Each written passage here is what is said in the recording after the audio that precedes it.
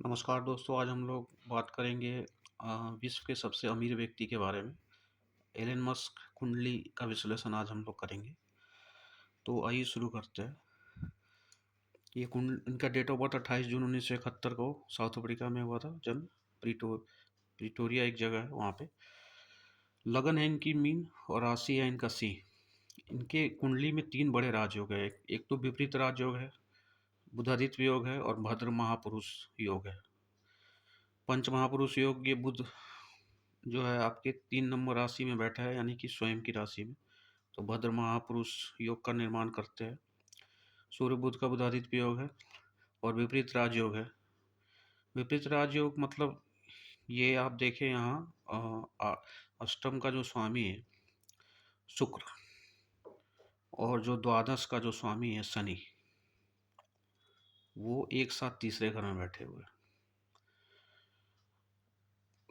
तो ये अपने आप में एक बहुत बड़ा विपरीत राजयोग है। शुक्र शनि अगर एक साथ बैठ जाए, या शनि के ऊपर शुक्र की दृष्टि पड़ जाती है, जो इन 3, 6, 8, 12 का स्वामी है, तो एक बहुत बड़ा राजयोग बनता है। और उपचय स्थान में मंगल राहु के साथ विराजमान है, और मंगल यहाँ पे उच्च के होकर बैठे हुए हैं मकर राशि में। उपचय स्थान में राहु मैंने पहले ही डिस्कस किया है कि बहुत अच्छा माने जाते हैं।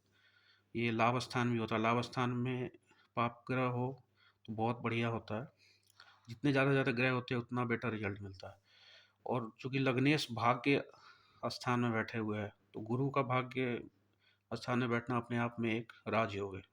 तो ये कुंडली में आप देखो तो सारे पॉजिटिव चीज़ ही नज़र आ रहे हैं। चंद्रमा अपने मित्र सूर्य के घर में बैठे हुए हैं सिंह राशि में।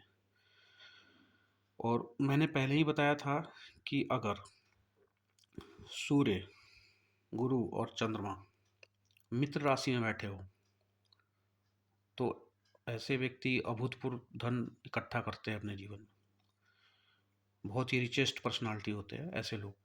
तो यहाँ देखिए तो सूर्य बुध उनके मित्र नहीं माने जाते, तो मित्र की राशि में बैठे हुए हैं। और चंद्रमा अपने मित्र सूर्य की राशि में बैठे हुए, और गुरु भी अपने मित्र मंगल की राशि में बैठे और भाग्य स्थान में बैठे। लग्नेश का और भाग्य स्थान का अपना एक संबंध बनता है, तो अपने यहाँ ऐसे लोग बहुत टॉप लेवल पे जाते हैं, बहुत ऊंचाई मिलती है। और कहने की जरूरत नहीं है, सब लोग जानते हैं कि ट्विटर की सीईओ भी हैं। तो कहने का मतलब है कि ये विपरीत राजयोग इनकी कुंडली में बहुत ज़बरदस्त बन रहा है। सूर्य बुधादित्य योग बन रहा है, भद्र महापुरुष योग बन रहा है, गुरु का भाग्य स्थान में बैठना अपने आप में राजयोग है। चंद्रमा मित्र राशि में बैठे हो, सूर्य मित्र राशि में बैठे हो, और मंगल और गुरु अपने मित्र राशि में बैठे हो, तो ऐसे लोग के पास अथाह धन संपत्ति होती है। बहुत रिचेस्ट पर्सनालिटी में गिने जाते हैं ऐसे लोग। तो अब यहाँ पे देखें तो शनि की हम चर्चा करेंगे। यहाँ पे शनि का विशेष इसमें योगदान रहा है। शनि जो है आपके लाभ स्थान के भी स्वामी है और 12वें के भी स्वामी है, व्यय स्थान के भी। और ये लाभ और व्यय के स्वामी जो है पराक्रम भाव में बैठे हैं, और साथ में शुक्र प्रक्रमेश होकर के स्वयं अपने ही घर में बैठे हुए वृषभ राशि के सूर्य शुक्र है। तो ऐसा जो जातक होता है वो बहुत नीचे से, मतलब जैसे वो अगर उनकी गाड़ी चलती है तो एकदम टॉप लेवल पे जाके वो बैठ जाते हैं। मतलब बड़े बहुत धनाढ़ व्यक्ति होते हैं, और काफ़ी धन संपत्ति उनके पास होती है। कुंडली ज़बरदस्त है इनकी। आप विपरीत राजयोग, राहु मंगल शुक्र शनि, ये तीसरा उपचय स्थान में होता है 11वां उपचय। तो ऐसा मानते हैं कि अगर शुक्र शनि मंगल और राहु उपचय स्थान में बैठे हो तो ऐसा व्यक्ति बहुत बड़ा बिजनेसमैन बनता है, और उसको टेक्निकल फील्ड में काफ़ी, मतलब वो आगे तरक्की करते हैं। तो ये एक छोटा सा विश्लेषण था एलन मस्क की कुंडली का।